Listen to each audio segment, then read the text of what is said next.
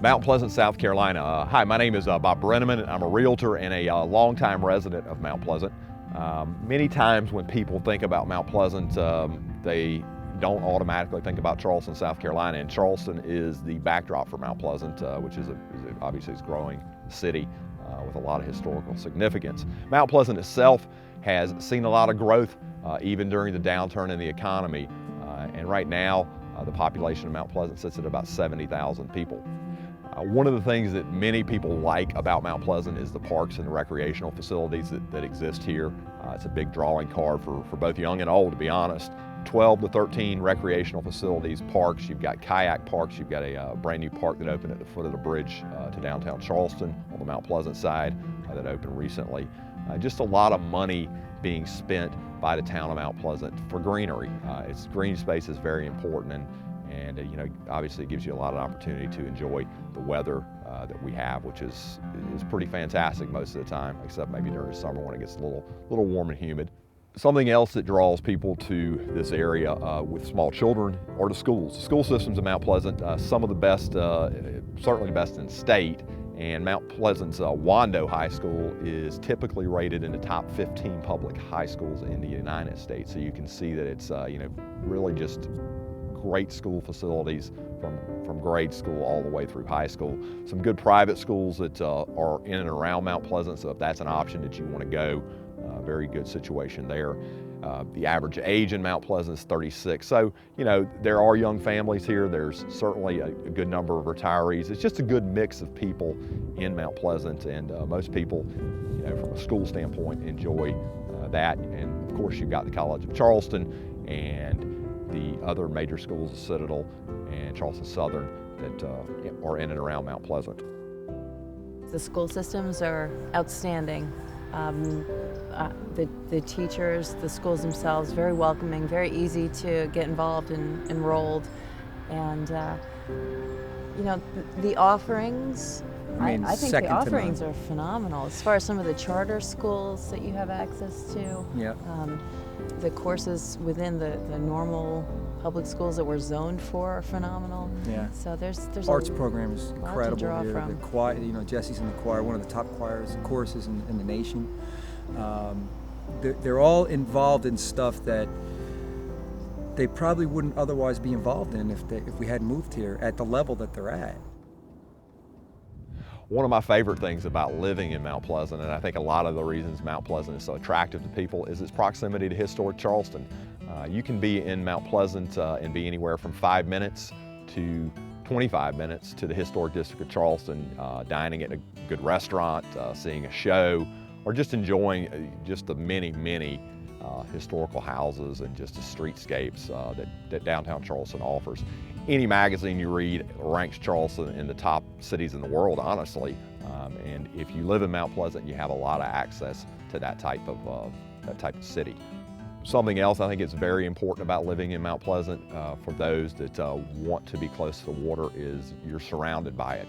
You've got two great beaches, one on Isle of Palms, one on Sullivan's Island, and those beaches are anywhere from 2 minutes to 25 minutes, just depending on where you are in Mount Pleasant. You can easily access that.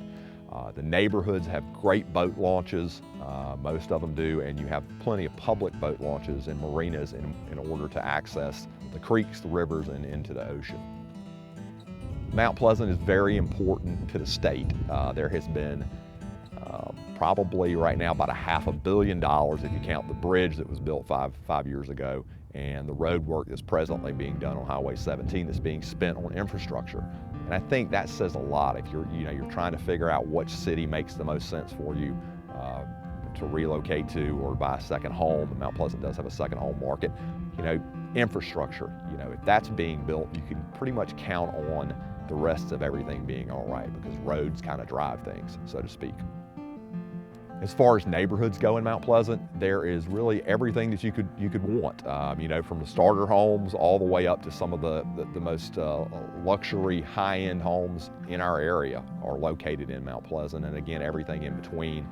You know, some of my favorites, the Old Village. If you ever come here, you got to ride through the Old Village. Very, you know, predates the Revolutionary War, so it's a very cool place to check out.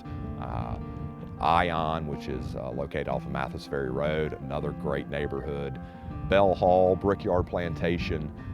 I could go on, and I'm happy, you know, if you get in touch with me to give you some of my picks for some of the best neighborhoods in Mount Pleasant. One of the drawing cards to this area, other than the things that have been mentioned today, for a lot of people are medical facilities. Charleston has got some great medical facilities. Medical University of South Carolina is in downtown Charleston.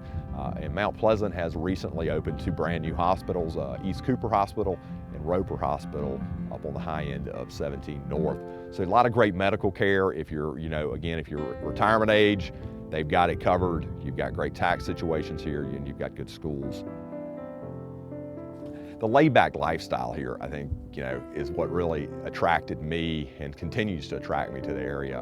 I at one time wanted to go and work in a big city, and you know, I tell everybody, if you spend enough time here, you get sand between your toes. You'll never want to leave. And it's just because of the feeling that you get when you're here. I mean, there's times when I'm driving around Mount Pleasant, I just, you know, running errands, doing something with my kids, and I just realize, you know, how thankful I am to be able to live here, because it feels like a resort sometimes. It's not overrun with tourists like that, but it just has that feel, and you really can't get that feel unless you come to Mount Pleasant and kind of experience it yourself.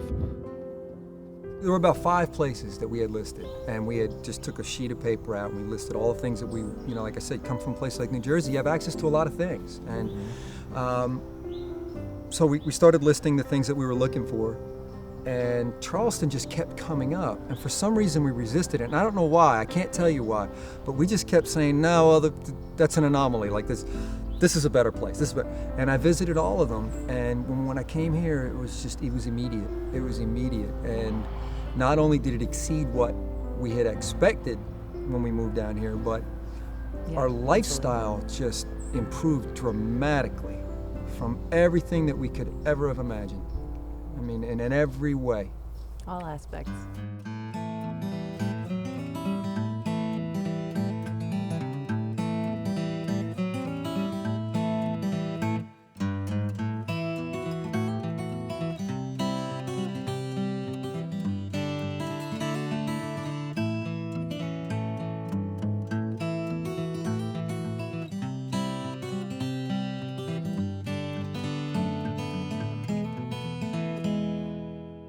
All right, y'all, I hope you enjoyed our tour today of Mount Pleasant.